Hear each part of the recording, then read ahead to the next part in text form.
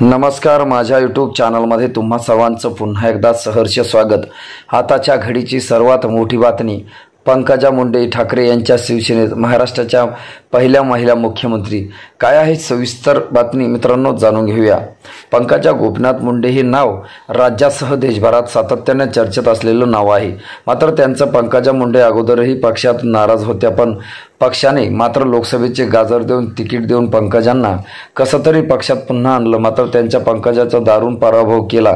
शरदचंद्र पवार गटाचे खासदार बजरंग बाप्पा सोनवणे यांनी मात्र त्यांच्या पंकजा मुंडे ठाकरे गटाच्या वाटे आहेत। भाजपमध्ये राहून सातत्याने छळ होतोय। भाजपच्या राष्ट्रीय प्रभारी सचिव जरी असल्या तरी पंकजा मुंडे यांचा पक्का गेम मात्र फडणवीस यांनी केला, हे देखील तेवढेच सत्य आहे। कारण लोकसभेपूर्वी पंकजा मुंडेंच्या बालेकिल्ल्यात बीड जिल्ह्यात जेव्हा भाजपचा कार्यक्रम होता, नरेंद्र मोदी फडणवीस जेव्हा आले तेव्हा पंकजा मुंडे मंचावर नव्हत्या। त्यामुळे पंकजा मुंडे भाजपवर नाराज आहे का, असा सवाल यावेळेस उपस्थित होतो। तर शिवसेनेकडून पंकजा मुंडेंना मोठी ऑफर देण्यात आलेली आहे।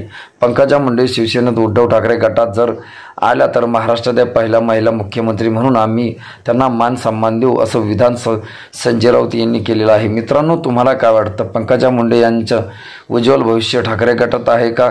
कमेंटच्या माध्यमातून आम्हाला नक्की कळवा। भेटूया पुढच्या व्हिडिओमध्ये। तुर्तास धन्यवाद।